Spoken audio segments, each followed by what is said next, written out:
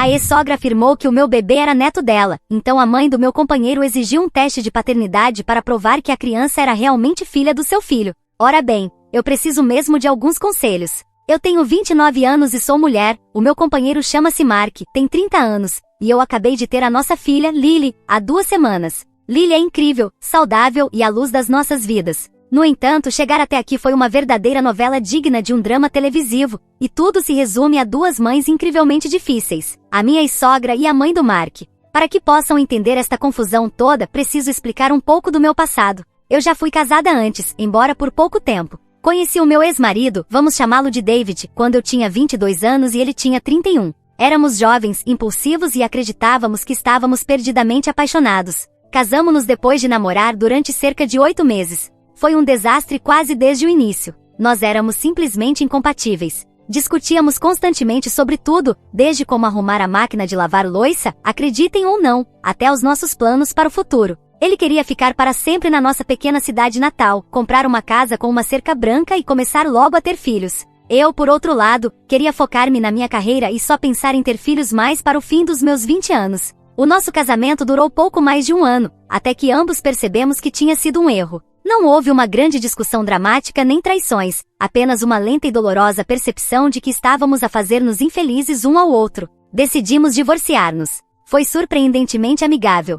Nós não nos odiávamos, apenas reconhecemos que estaríamos melhor separados. Não tínhamos bens em comum nem filhos, então o processo legal foi relativamente simples. Os meus pais apoiaram-me bastante. Eles nunca foram grandes fãs do David, achavam-no um pouco aborrecido, para ser sincera, e só queriam que eu fosse feliz. A mãe do David, no entanto, foi outra história. Vamos chamá-la de Susan. Ela é o tipo de mulher que tem a vida inteira planeada e espera que todos à sua volta sigam esse plano, quer gostem ou não. Ela também é profundamente religiosa e acredita que o divórcio é um pecado, independentemente das circunstâncias. Susan tinha esta visão de que eu e o David éramos o casal perfeito e tradicional, e ficou devastada quando nos separamos. Ela tentou de tudo para nos convencer a resolver as coisas, incluindo chantagem emocional, chamadas telefônicas cheias de lágrimas e até apareceu no meu apartamento sem avisar, acompanhada por um conselheiro matrimonial. Foi extremamente estranho e desconfortável. Eu tentei ser educada e respeitosa, mas também precisei ser firme. Disse-lhe que apreciava a preocupação dela, mas que a decisão era definitiva.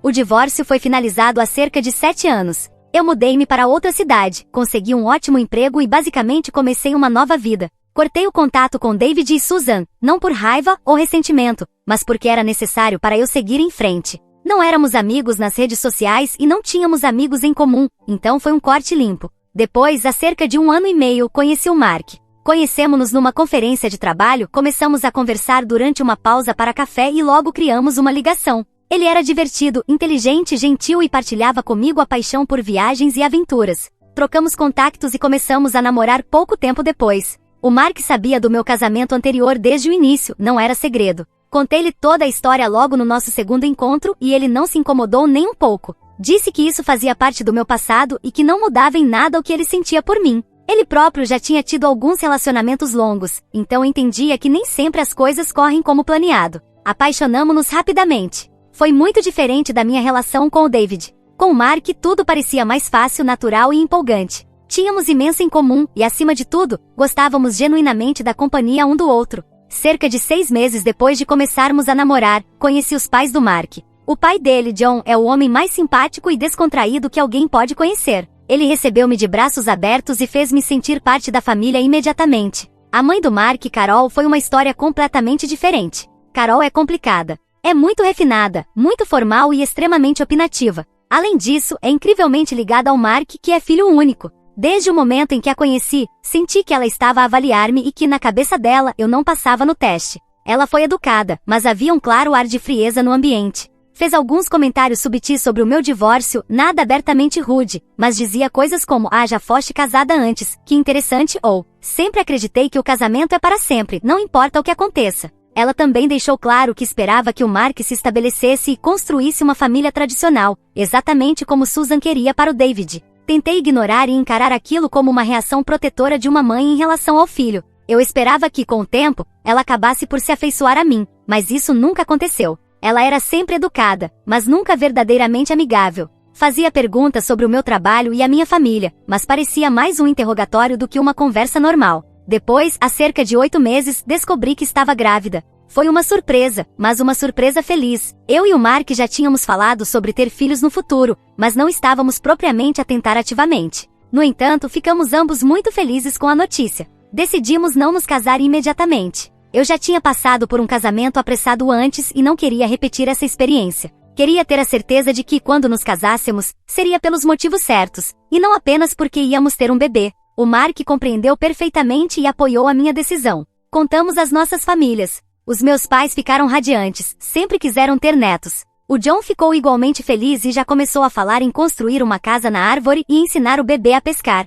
A Carol, previsivelmente a Carol não ficou feliz. Ela não disse nada diretamente negativo, mas a sua desaprovação era evidente. Ela continuava a dizer coisas como bem, suponho que não é a forma tradicional de fazer as coisas e só espero que vocês estejam preparados para os desafios da parentalidade. Ela também começou a insinuar, de forma muito clara, que deveríamos casar antes do bebê nascer. A gravidez em si foi relativamente tranquila. Tive alguns enjoos matinais no primeiro trimestre, mas, no geral, senti-me bem. O Mark foi incrivelmente solidário, acompanhou-me a todas as consultas médicas, leu todos os livros sobre bebês e até começou a aprender a cozinhar, o que foi quase um milagre. Durante toda a gravidez, Carol continuou a ser uma fonte constante de estresse. Ela ligava-me regularmente, supostamente para saber como eu estava, mas essas chamadas acabavam sempre por parecer palestras. Ela dizia-me o que eu devia comer, quanto exercício deveria fazer e que tipo de livro sobre parentalidade deveria ler. Ela chegou até a enviar-me uma lista de nomes de bebê aprovados por ela, todos incrivelmente antiquados e formais. Eu tentei ser paciente e compreensiva.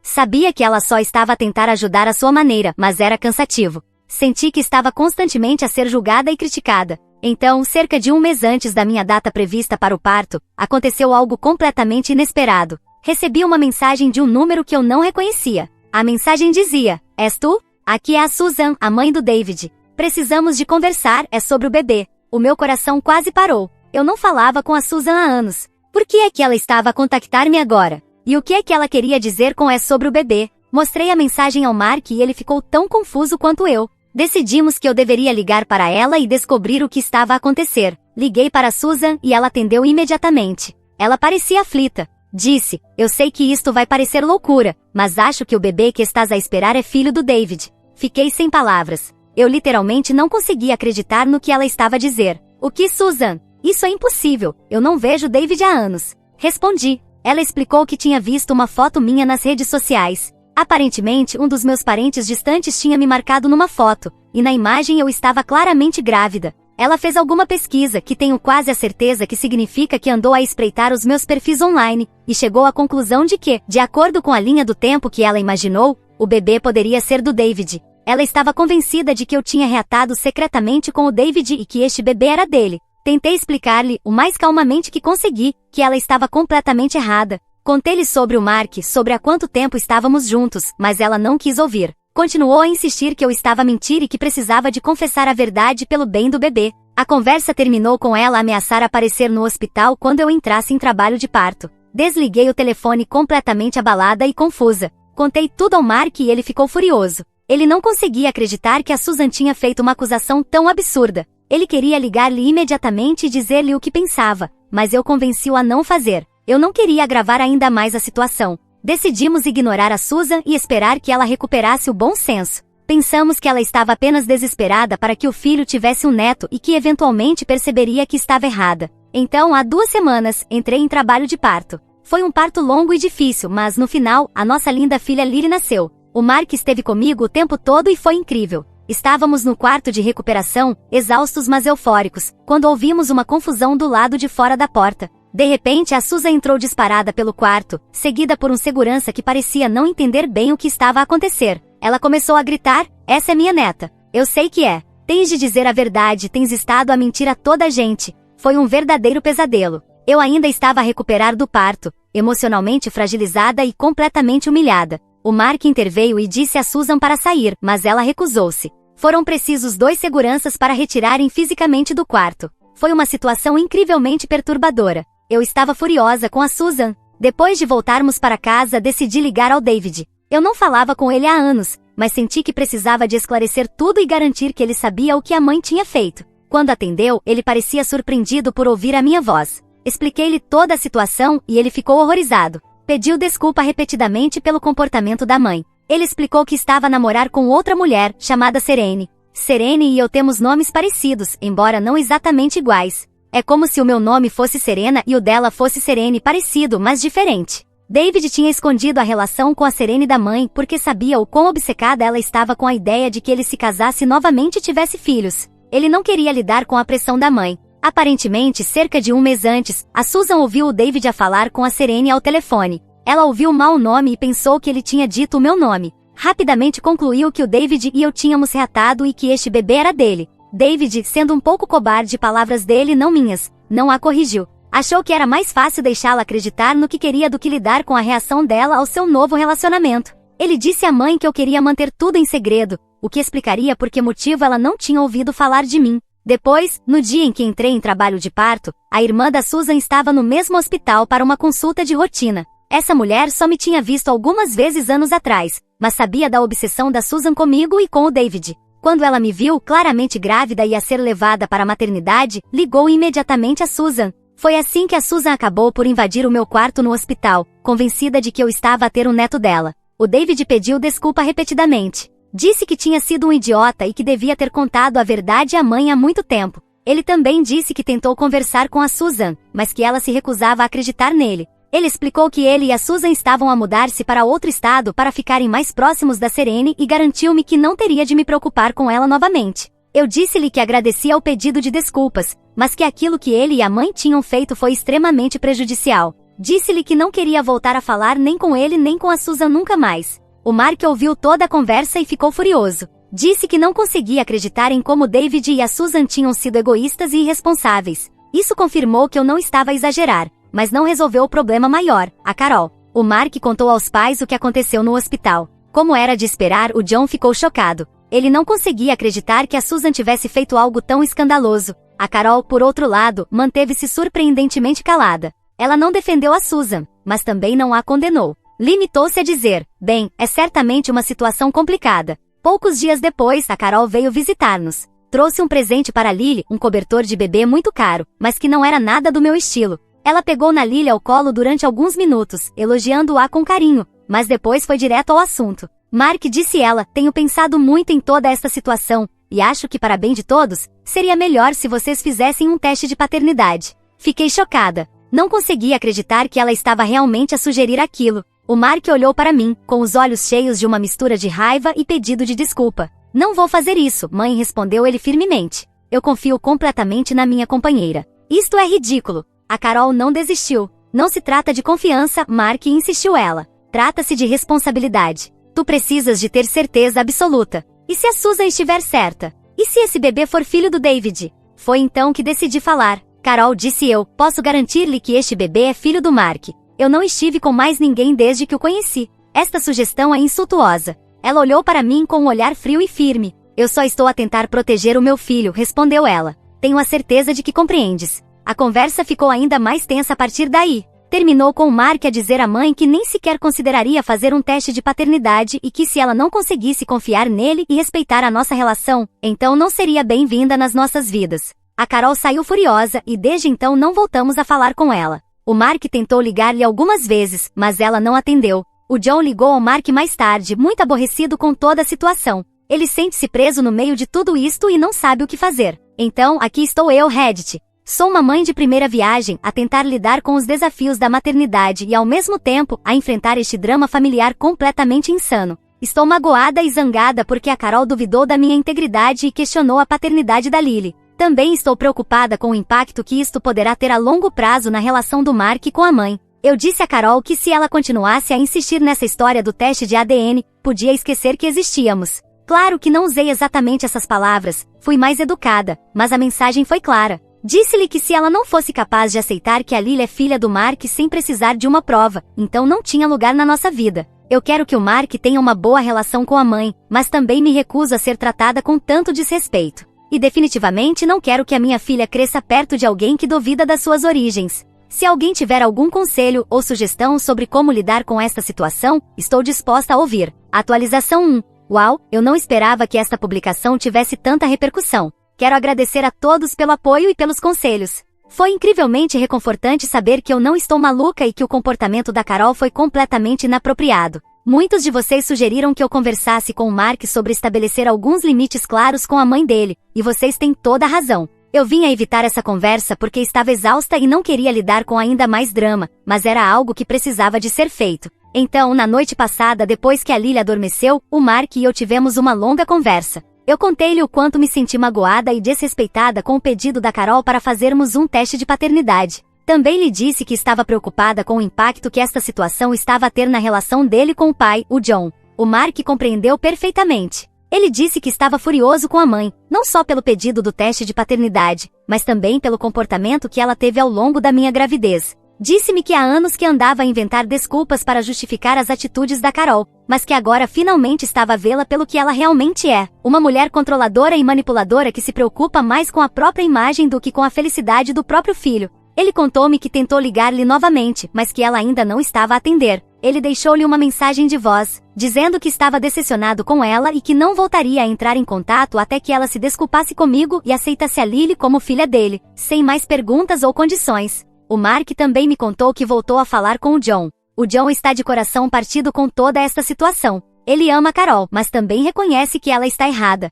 Ele disse ao Mark que está a considerar vir ficar conosco por uns tempos, para se afastar um pouco da Carol e passar mais tempo com a Lily. O Mark e eu concordamos que o receberíamos de braços abertos. Temos um quarto extra e a Lily adora-o. Seria ótimo ter a ajuda dele e ao mesmo tempo permitir-lhe afastar-se daquele ambiente tóxico em casa. Alguns de vocês perguntaram sobre os meus pais e por que motivo eles não estavam mais envolvidos. É uma pergunta justa, e eu devia ter explicado isso no primeiro relato. Os meus pais vivem bastante longe, literalmente do outro lado do país. Além disso, ambos têm pouco mais de 50 anos e não estão com a melhor saúde. Viajar longas distâncias é muito difícil para eles, especialmente com todas as restrições e preocupações que temos hoje em dia. Falamos com eles por videochamada quase todos os dias, e eles adoram a Lily mesmo à distância. Eles têm sido incrivelmente solidários comigo e com o Mark, e ficaram furiosos quando souberam da cena que a Susan fez no hospital e do comportamento que a Carol teve depois. Eles gostariam muito de poder estar aqui para ajudar, mas, infelizmente, simplesmente não conseguem. No entanto, enviam o seu amor e apoio, e isso significa muito para mim. Eles também disseram que se o John precisasse de um lugar para ficar, ficariam felizes em ajudar financeiramente para que eu encontrasse uma boa casa de repouso para ele, caso ele quisesse essa opção. Achei esse gesto muito doce da parte deles. Então, neste momento, é assim que estão as coisas. A Carol continua sem nos falar, o John está a pensar vir viver conosco por um tempo, e o Mark e eu estamos a tentar focar-nos em ser pais para a nossa incrível filhinha. Já não estou a tentar agradar a Carol nem a andar em bicos de pés para não ferir os sentimentos dela. Estou a pôr a minha família em primeiro lugar, e isso é o mais importante para mim agora. Vou manter-vos informados caso haja mais novidades. Mais uma vez, obrigada a todos pelo vosso apoio. Atualização 2, bem, as coisas pioraram. O John veio ficar conosco há alguns dias. Ele trouxe uma pequena mala e uma expressão muito triste. Contou-nos que a Carol mal lhe dirigia a palavra desde a última chamada telefônica do Mark.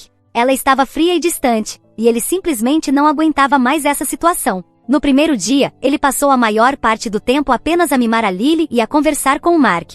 Parecia incrivelmente aliviado por estar longe daquela tensão e negatividade. Continuava a dizer o quanto amava Lily e como estava grato por poder passar tempo com ela. Então, ontem a Carol apareceu à nossa porta sem avisar. Eu estava no quarto da Lily a amamentá-la quando ouvi a campainha tocar. O Mark foi atender e logo ouvi a voz da Carol, alta e estridente. Saí para a sala e o ambiente estava tenso. A Carol estava parada na porta com uma expressão furiosa. O John estava sentado no sofá com um ar abatido. O Mark estava de pé entre eles, de braços cruzados. A Carol exigiu que o John voltasse para casa imediatamente. Disse que ele estava a ser ridículo e que a estava a envergonhar. Acusou-me de manipulá-lo e de o virar contra ela. O John tentou falar, mas a Carol não o deixou dizer uma única palavra. Continuou a berrar e a lançar acusações contra mim, dizendo todo tipo de coisas absurdas. Por fim, o Mark perdeu a paciência. Disse a Carol, de forma clara e firme, que ela precisava de sair. Disse-lhe que não era bem-vinda na nossa casa até que se desculpasse comigo e aceitasse a Lily sem qualquer dúvida ou reserva.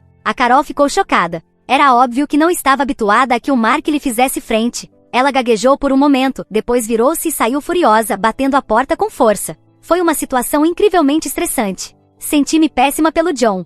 Ele parecia tão perdido e confuso. Pediu-me desculpa repetidamente, embora ele não tivesse feito nada de errado. O Mark e eu tranquilizamo-lo, dizendo-lhe que era bem-vindo para ficar conosco durante o tempo que precisasse. Dissemos-lhe que o amávamos e que estávamos felizes por tê-lo conosco. Depois de o John se deitar, o Mark e eu conversamos. Ambos concordamos que o comportamento da Carol foi completamente inaceitável. Decidimos que era necessário estabelecer limites ainda mais firmes. O Mark enviou uma mensagem de texto a Carol, dizendo-lhe que não iríamos mais ter qualquer contato com ela até que ela procurasse ajuda profissional para o seu comportamento controlador e se desculpasse, tanto comigo como com o John. Ele deixou claro que a amávamos, mas que não podíamos permitir que ela continuasse a desrespeitar-nos e a perturbar as nossas vidas. Já passaram alguns dias e ainda não tivemos notícias dela. Não sei bem o que esperar daqui para frente. Atualização 3. Já passou cerca de uma semana desde a visita dramática da Carol e não tivemos qualquer notícia dela. Nenhuma chamada, nenhuma mensagem, nenhum e-mail zangado, nada. Por outro lado, o John está a adaptar-se muito bem cá em casa. Ele tem sido uma grande ajuda com a Lily e é evidente que está a adorar passar tempo com ela. Lê-lhe histórias, canta-lhe canções e leva-a a passear no carrinho de bebê. É comovente ver o vínculo que estão a criar. O John também começou a falar mais abertamente sobre o seu casamento. Ele confidenciou ao Mark e a mim que tem estado infeliz há anos. Disse-nos que a Carol sempre foi controladora, mas que isso foi piorando com o tempo. Ele sente que perdeu parte de si mesmo dentro da relação e que nos últimos anos, tem estado apenas a seguir o fluxo sem realmente viver de forma plena. Ele começou a fazer terapia, algo que eu e o Mark incentivamos bastante. O John diz que isso tem sido importante para o ajudar a processar os seus sentimentos e a refletir sobre o que realmente quer para o futuro. Ele ainda não tem certeza se deseja continuar casado com a Carol, mesmo que ela se venha a desculpar. Ele explicou que, pela primeira vez em muito tempo, está a tentar pensar no que é melhor para ele. O Mark está completamente ao lado do pai, seja qual for a decisão que ele tomar. Ele está simplesmente feliz por ver o John finalmente a defender-se e a priorizar o seu próprio bem-estar. Quanto a mim, estou a tentar focar-me na Lily e em criar um lar pacífico e cheio de amor para nossa família. Ainda estou magoada e zangada com o comportamento da Carol, mas estou a esforçar-me para não deixar que isso me consuma. Ultimamente comecei a pensar em regressar ao trabalho a tempo parcial. A minha licença de maternidade está quase a terminar e sinto falta de utilizar as minhas competências profissionais. O Mark está totalmente de acordo e o John ofereceu-se para ajudar a cuidar da Lily durante esse período. Também começamos a planear a festa do primeiro aniversário da Lily. Vai ser uma celebração pequena e íntima, apenas com familiares próximos e amigos mais chegados. Naturalmente, a Carol não será convidada. É estranho pensar em comemorar um marco tão importante sem a mãe do Mark presente, mas honestamente não vejo outra opção. Ela fez a sua escolha e agora tem de viver com as consequências. Ainda tenho esperança de que um dia, ela venha a perceber os seus erros e se desculpe, mas não estou a alimentar muitas expectativas. Atualização 4. Algumas coisas pequenas, mas bastante significativas, aconteceram recentemente. Primeiro, o John entrou com um pedido de separação legal da Carol. Ele reuniu-se com um advogado e decidiu que essa era a melhor solução, pelo menos por agora. Disse que precisava de criar uma certa distância formal entre eles. O John contou a Carol sobre essa decisão, e como era de esperar, ela não reagiu bem. Ligou para o Mark, aos gritos e a chorar, acusando-o de ter virado o pai contra ela. O Mark manteve a calma e disse-lhe que o John tinha tomado essa decisão por si mesmo e que ela precisava de respeitar isso. Depois, alguns dias mais tarde, recebemos uma carta do advogado da Carol. Era uma carta de cessar e desistir, exigindo que parássemos de espalhar informações falsas e difamatórias sobre ela. Aparentemente, ela está a alegar que andamos a dizer às pessoas que ela é mentalmente instável e que é uma má avó. Obviamente, isso é completamente absurdo. Não temos falado sobre ela com ninguém, exceto com o terapeuta do John, o que, claro, é confidencial. Estamos praticamente certos de que ela está apenas a tentar intimidar-nos e a fazer pressão para que cedamos. O Mark consultou seu próprio advogado que nos aconselhou a ignorar a carta. Ele explicou que a ameaça era infundada e que a Carol não tinha qualquer base legal para levar essa acusação adiante. Então, neste momento, é assim que estão as coisas. O John está legalmente separado da Carol e estamos a lidar com uma ameaça legal sem fundamento. É tudo muito estressante, mas estamos a tentar manter-nos fortes e unidos. Por outro lado, há uma notícia positiva. A Lily está a crescer e a desenvolver-se lindamente. Ela começou a balbuciar e a sorrir constantemente. É a pessoinha mais incrível e traz imensa alegria às nossas vidas. História 2. A minha esposa ignorou as minhas regras e deixou que a irmã dela, desempregada e aproveitadora, roubasse a minha Stratocaster, uma relíquia de família. Ameaçamos processar e agora o nosso casamento está por um fio. Eu, um homem de 58 anos, estou casado com a Diana, uma mulher de 56 anos, há 25 anos. Sempre considerei que temos um casamento muito sólido, comunicamos bem, respeitamo-nos e construímos juntos uma vida confortável. Mas a irmã mais nova dela, a Wendy, que tem 52 anos, sempre foi uma fonte constante de conflito, e um incidente recente levou tudo ao limite. Preciso realmente de saber se estou a ser desrazoável na forma como reagi. Eu e a Diana conhecemos-nos quando estávamos na casa dos 30. Eu já tinha alguns anos de experiência na minha carreira como contabilista, um trabalho que aprecio pela sua estrutura e previsibilidade. Os números fazem sentido para mim, as pessoas, nem sempre. A Diana era, e ainda é, professora do ensino básico. Ela tem a paciência de um santo, o que provavelmente explica por que é que aguenta tanto comigo e, sinceramente, por que é que também aguenta com a Wendy. As nossas origens eram bastante semelhantes. Ambos crescemos em famílias de classe média. Os meus pais eram pessoas incrivelmente práticas e realistas. Não eram ricos, nem de longe, mas eram extremamente responsáveis com o dinheiro. Ensinaram-me a importância de poupar, de evitar dívidas desnecessárias e de viver dentro das minhas possibilidades. Lembro-me do meu pai sempre a dizer: o dinheiro não cresce nas árvores, filho, sempre que eu pedia algo extravagante quando era criança. Ele não o dizia de forma ríspida, mas sim como um lembrete constante do valor do trabalho árduo e da prudência financeira. Os meus pais pouparam durante anos para comprar uma pequena e modesta casa junto ao lago. Não era nada luxuoso, mas era o sonho deles, e conseguiram alcançá-lo através de um planeamento cuidadoso e muita disciplina. A família da Diana, no entanto, bem, essa era uma história diferente. Os pais dela, que já faleceram, estavam sempre atrás da próxima grande oportunidade, do próximo esquema para enriquecer rapidamente. Investiam em ações voláteis, abriam negócios de que nada percebiam e, de um modo geral, tratavam o dinheiro como se fosse água a escorrer-lhes pelas mãos. Estavam constantemente endividados, a pedir dinheiro a um para pagar a outro, como se costuma dizer. Isso criou muita instabilidade e estresse na casa deles, pelo que a Diana me contou. Infelizmente, a Wendy, a irmã mais nova da Diana, parece ter herdado todos os piores hábitos financeiros dos pais e nenhuma das poucas qualidades redentoras que eles tinham. Ela nunca conseguiu manter um emprego estável por mais de alguns meses. Vai saltando de um trabalho temporário para outro, sempre cheia de potencial e com o seu espírito empreendedor, mas nunca chega a concretizar nada. Ela tem estas fantasias elaboradas de se tornar uma empresária de sucesso, uma estilista famosa, uma chefe conceituada, seja o que for, ela já deve ter sonhado com isso. Mas falta-lhe disciplina, ética de trabalho e, sinceramente, o bom senso básico para transformar esses sonhos em realidade. A Diana, felizmente, é o completo oposto da irmã, é equilibrada, responsável e incrivelmente ponderada. Sempre estivemos em sintonia quando se trata de finanças. No início do nosso casamento, decidimos ter uma conta conjunta para as despesas partilhadas e contas separadas para os nossos gastos individuais. Esse sistema tem funcionado na perfeição há 25 anos, dá-nos uma certa independência, ao mesmo tempo que garante que as nossas responsabilidades financeiras estão cobertas. Construímos uma vida confortável juntos, não é extravagante, mas é segura. Temos poupado diligentemente para a reforma e estamos no bom caminho para poder viver tranquilamente, sem preocupações financeiras. Essa segurança é algo que eu valorizo imensamente, provavelmente por influência dos meus pais. Mas a Wendy, bem, a Wendy é uma fonte constante de tensão. Ao longo dos anos, a Diana emprestou dinheiro à irmã incontáveis vezes. Pequenos montantes ao início, depois quantias cada vez maiores. É sempre a mesma história, a Wendy está numa situação temporária difícil, precisa de uma pequena ajuda para se reerguer e promete pagar assim que possível. Claro que esse assim que possível nunca parece chegar. Estimo que, ao longo das últimas 2 décadas, a Diana tem emprestado milhares de dólares a Wendy, se ela recuperou algumas centenas desse valor, já é muito. Sempre tentei ser compreensivo. Sei que a família é importante para Diana e respeito isso. Nunca proibi a Diana de ajudar a irmã, mas já lhe pedi, de forma delicada, e outras vezes nem tanto, para estabelecer alguns limites. Apontei-lhe, vezes sem conta, que continuar a sustentar os comportamentos irresponsáveis da Wendy não está realmente a ajudá-la. Na verdade, só está a perpetuar um ciclo de dependência. Um incidente realmente significativo, que me envolveu diretamente, aconteceu há cerca de 10 anos. Numa das suas breves fases de ambição empreendedora, a Wendy decidiu que queria abrir um negócio de luxo para cuidar de animais de estimação.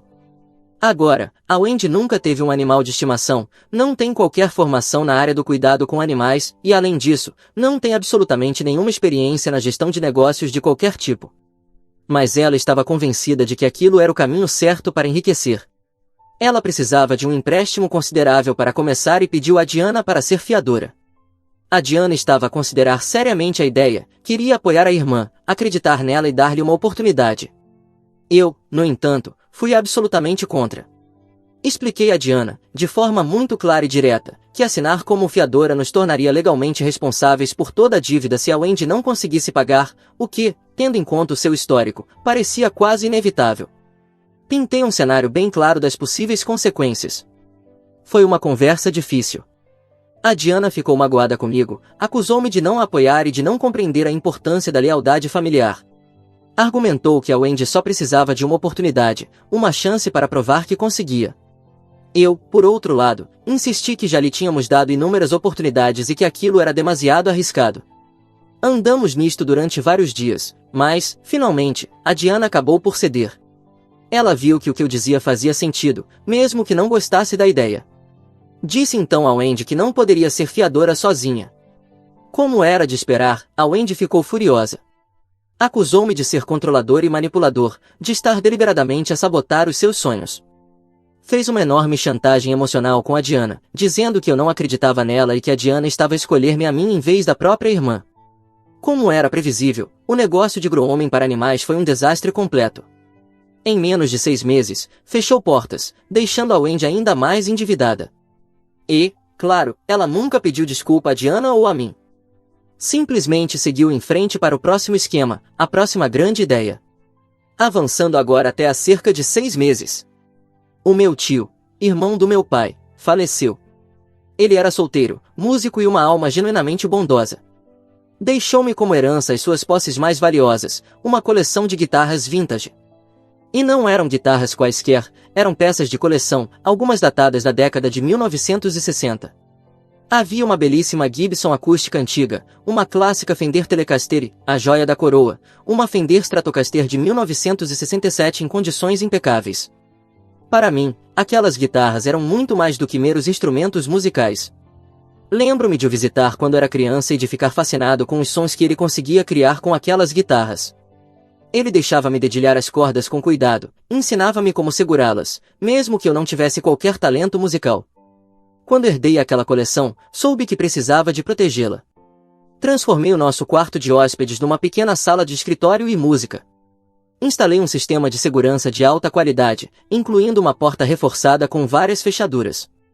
Até instalei um sistema de controle de umidade para manter as guitarras nas melhores condições possíveis. Raramente deixava alguém entrar naquela sala, nem mesmo a Diana. Não era que não confiasse nela, mas aquelas guitarras eram incrivelmente valiosas para mim, e eu queria minimizar ao máximo qualquer risco de danos ou, pior ainda, roubo. Então, há cerca de 6 meses, a Wendy voltou a passar por outra fase difícil. Perdeu o seu último emprego, algo relacionado com um desentendimento com o chefe, o que, conhecendo a Wendy, provavelmente significava que tinha sido insubordinada ou pouco fiável. Estava prestes a ser despejada do apartamento e, como sempre, recorreu a Diana para pedir ajuda. A Diana, sendo a pessoa compassiva que é, ofereceu-se para deixar a Wendy ficar conosco durante algumas semanas, enquanto tentava reerguer-se. Eu estava extremamente relutante. Tinha um pressentimento terrível de que aquilo ia acabar mal. Mas também sabia o quanto significava para Diana ajudar a irmã, por isso, acabei por ceder, mas com regras muito claras. Sentei-me com a Diana e com a Wendy estabeleci os limites. Disse a Wendy que era bem-vinda para ficar no nosso quarto de hóspedes, que esperava que respeitasse a nossa privacidade, que não haveria absolutamente nenhum pedido de dinheiro e, mais importante que tudo, que estava terminantemente proibida de entrar na minha sala de escritório de música. Deixei absolutamente claro que aquela sala era proibida, que continha itens valiosos e insubstituíveis e que eu não toleraria qualquer violação dessa regra. A Wendy, claro, concordou com tudo. Olhou-me nos olhos e prometeu que respeitaria as regras. Nas primeiras 2 semanas, surpreendentemente, as coisas correram bem. A Wendy manteve-se discreta, ficando principalmente no quarto de hóspedes. Fez algumas tentativas pouco empenhadas para arranjar um emprego, mas nada resultou. Eu tentava evitar ao máximo interagir com ela, não por falta de educação, mas porque, simplesmente, não confiava nela. Então, numa tarde, cheguei à casa mais cedo do trabalho. Não estava a sentir-me bem, tinha uma dor de cabeça horrível e uma sensação geral de cansaço. Decidi subir para me deitar um pouco. Ao passar pela porta do meu escritório, ouvi um som leve, uma espécie de som de guitarra a ser dedilhada. O meu coração afundou. Soube imediatamente que algo estava errado. Abri lentamente a porta e lá estava ela, a Wendy, de pé no meio do meu escritório, a segurar a Stratocaster. Ela estava a tentar tocá-la desajeitadamente. Fiquei paralisado, senti uma onda de raiva crescer dentro de mim. Consegui manter a voz relativamente calma. Wendy, disse eu, o que é que estás a fazer? Ela sobressaltou-se e quase deixou cair a guitarra. Gaguejou, Eu só estava a olhar, é tão bonita. Só estava a admirar, disse a Wendy. Eu ouvi bem, repeti, com a voz a subir ligeiramente. Estavas a tocá-la e estavas no meu escritório, que eu te disse especificamente que era proibido entrar. Ela tentou justificar-se, minimizar a situação. Eu só queria vê-la de perto, não ia estragá-la. Põe-a no lugar, disse eu, com firmeza. Agora. E sai do meu escritório. A Wendy, contrariada, colocou a guitarra de volta no suporte, com um ar envergonhado e evitando olhar-me nos olhos. Observei-a sair, depois fechei e tranquei a porta atrás dela.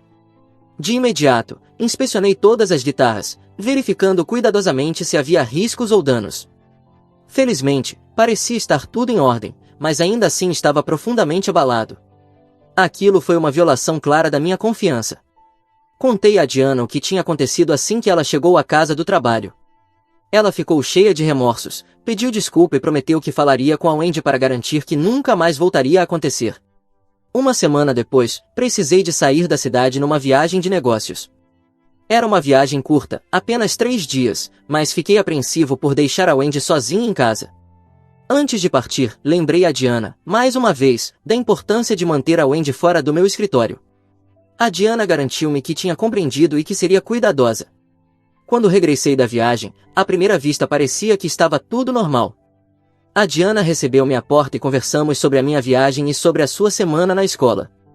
No entanto, percebi logo que algo não estava bem. Ela estava inquieta, evitava olhar-me diretamente nos olhos e a sua habitual disposição alegre tinha sido substituída por um nervosismo evidente. Finalmente, depois do jantar, ela confessou. Enquanto eu estava fora, a Wendy tinha voltado a abordá-la com mais uma das suas histórias dramáticas. Disse que tinha arranjado um trabalho como guitarrista num bar local ou num evento qualquer e que precisava de uma boa guitarra para tocar. A Wendy pediu a Diana se podia levar uma das minhas guitarras emprestada.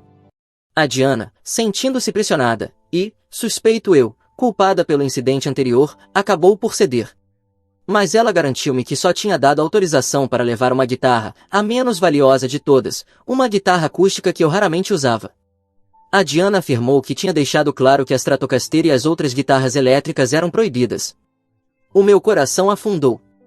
Fui direto ao meu escritório, destranquei a porta e os meus piores receios confirmaram-se. A guitarra acústica tinha desaparecido, como esperado, mas o estojo da Fender Stratocaster de 1967 também estava vazio.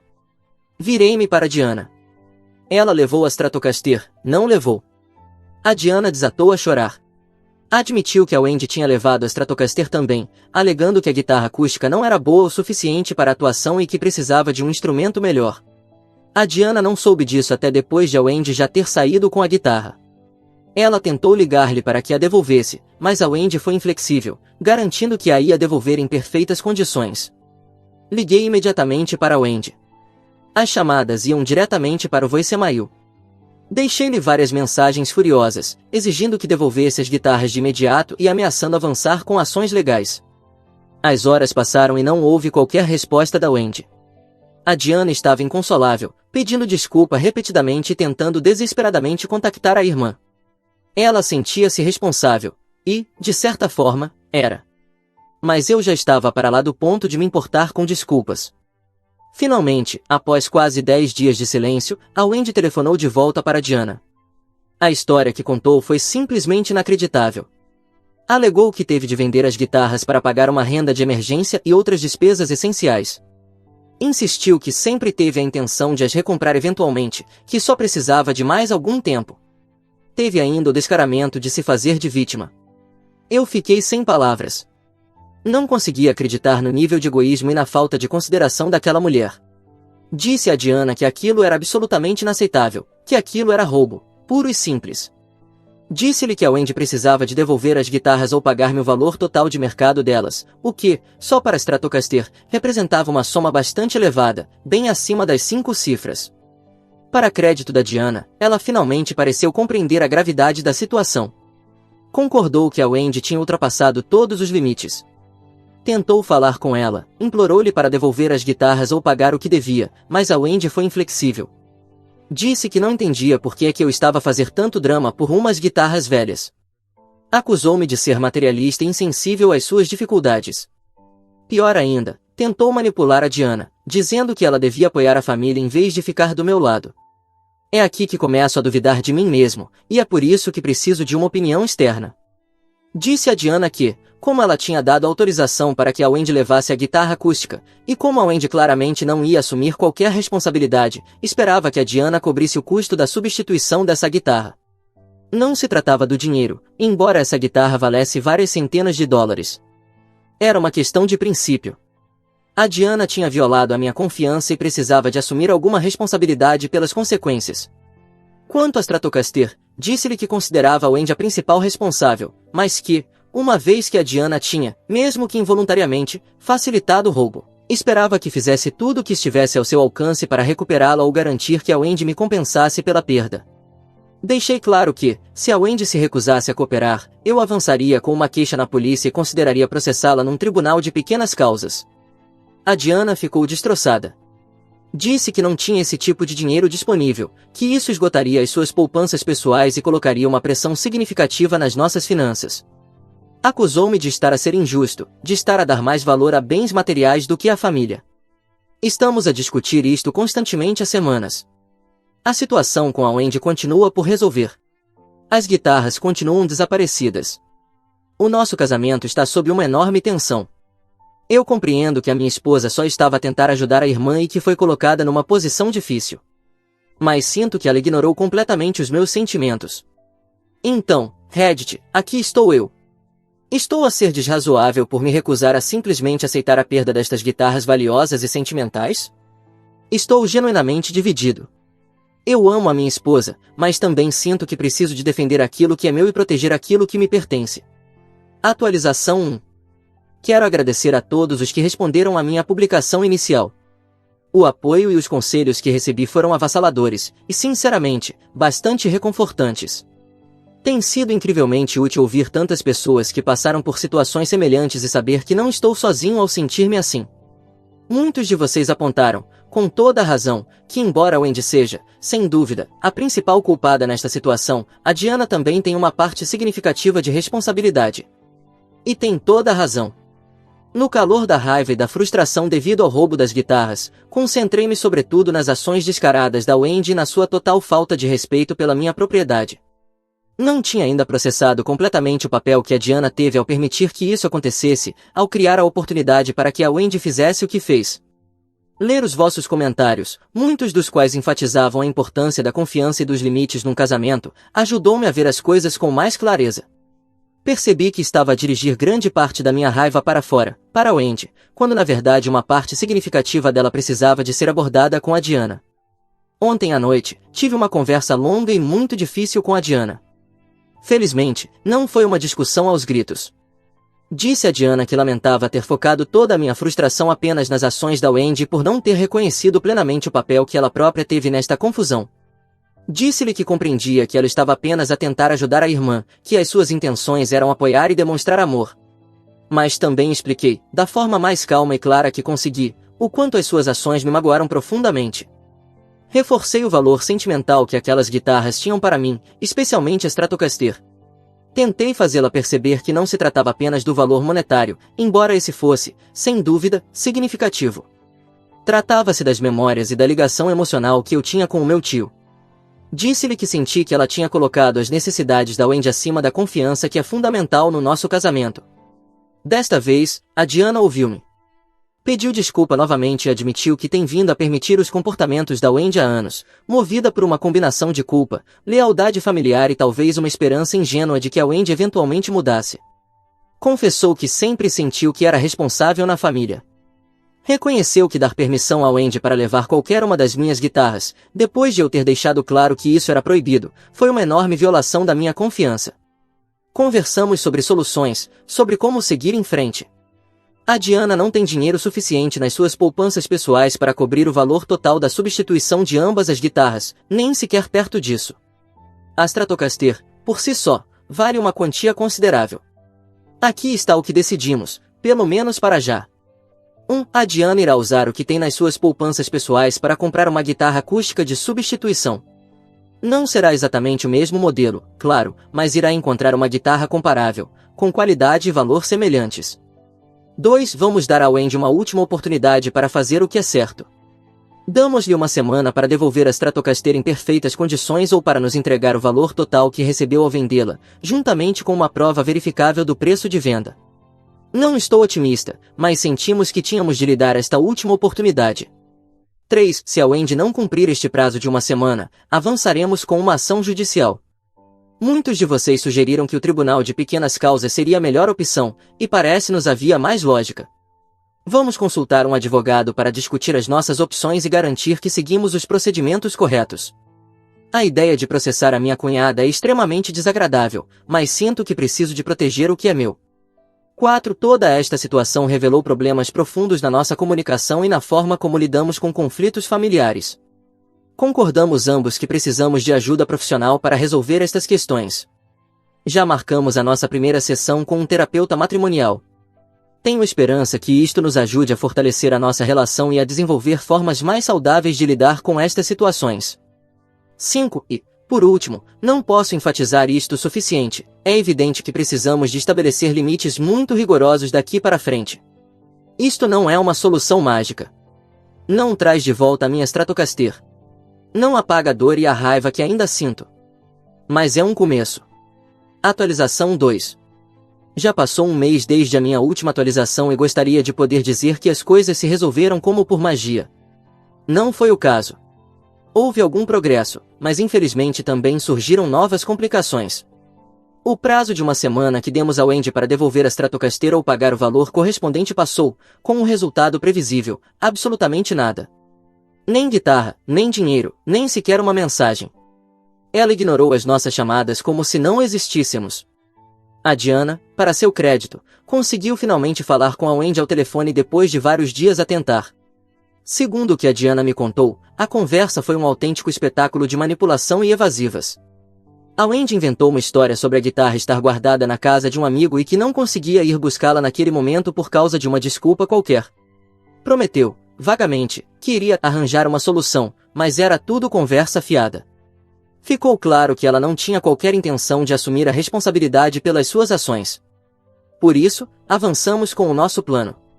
Consultamos um advogado, que confirmou que tínhamos um caso sólido para apresentar no Tribunal de Pequenas Causas. Ele explicou-nos o processo e avisou que, mesmo que o juiz decidisse a nosso favor, receber o dinheiro da Wendy poderia ser um processo longo e complicado. Ainda assim, avançamos com a papelada. A Wendy foi formalmente notificada da ação judicial, e foi aí que começou o verdadeiro drama. Como seria de esperar, a Wendy reagiu com indignação. Ligou a Diana a gritar, a chorar e a acusar-nos de não termos coração. Disse que não fazia ideia de que a guitarra era tão valiosa, que estávamos a ser completamente racionais e a comportar-nos como se fossemos milionários, o que, claro, não somos. No entanto, a Diana manteve-se firme, e isso foi um enorme passo para ela. No passado, ela provavelmente teria cedido, pedido desculpa e tentado apaziguar a situação. Mas desta vez, manteve-se firme. Disse a Wendy que aquilo era uma consequência direta das suas ações, que ela tinha roubado de nós e que precisava de assumir a responsabilidade. Demorou pouco mais de um mês até que fosse marcada a data do julgamento, que aconteceu na semana passada. Nos dias anteriores à audiência, eu estava extremamente ansioso.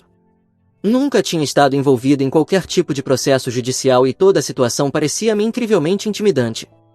Passei horas a preparar o meu depoimento, a reunir documentação e a tentar antecipar as perguntas que o advogado da Wendy, se é que ela sequer tinha um, pudesse fazer. Chegou finalmente o dia da audiência. Chegamos ao tribunal, sentamo-nos e esperamos. A Wendy nunca apareceu. O juiz esperou durante o tempo estipulado e depois prosseguiu com a audiência.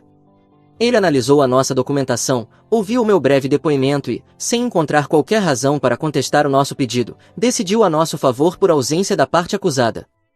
Fomos então indenizados pelo valor total que solicitamos, o valor estimado de mercado da Stratocaster, mais o custo da guitarra acústica de substituição que a Diana já tinha comprado. Tínhamos a decisão judicial a nosso favor, mas sabíamos que conseguir realmente receber esse dinheiro da Wendy seria uma tarefa hercúlea, se não impossível. O advogado explicou-nos os vários métodos legais para obrigar ao pagamento. Confiscar parte do salário, algo altamente improvável, dado o histórico instável de empregos da Wendy. Colocar uma penhora sobre bens, ainda mais improvável, visto que ela não possui nada de valor. Apreender outros bens, o que também parece pouco viável, já que ela não parece ter nada que se possa penhorar. Não estou muito esperançoso. Sou realista, duvido que venhamos a ver esse dinheiro na totalidade, ou talvez sequer uma parte dele, num futuro próximo. Mas, como já disse antes, neste momento deixou de ser apenas uma questão de dinheiro. Trata-se de um princípio, de estabelecer um limite claro e de mostrar a Diana que continuar a permitir o comportamento irresponsável da irmã não é aceitável. Por outro lado, há um aspecto positivo em toda esta situação: as sessões de terapia de casal têm sido incrivelmente benéficas. Tem sido um processo difícil e, por vezes, doloroso, mas também muito revelador. Estamos a aprender a comunicar de forma mais eficaz, a expressar as nossas necessidades e preocupações sem recorrer a culpas ou acusações. A Diana está a trabalhar para reconhecer e quebrar os seus padrões de codependência com a Wendy. Ela está a perceber que, ao tentar ajudar a irmã, muitas vezes só estava a alimentar o comportamento destrutivo dela. Eu estou a trabalhar para ser mais paciente e compreensivo, para reconhecer a pressão que a Diana tem suportado da família ao longo de toda a sua vida. Também estabelecemos uma nova e muito firme regra. A Wendy deixou de ser bem-vinda na nossa casa. Esta foi uma decisão difícil para a Diana, mas ela acabou por concordar que era necessária. Eu preciso de me sentir seguro e tranquilo na minha própria casa, e simplesmente não consigo fazê-lo com a Wendy por perto. É uma situação triste, mas este limite tornou-se essencial.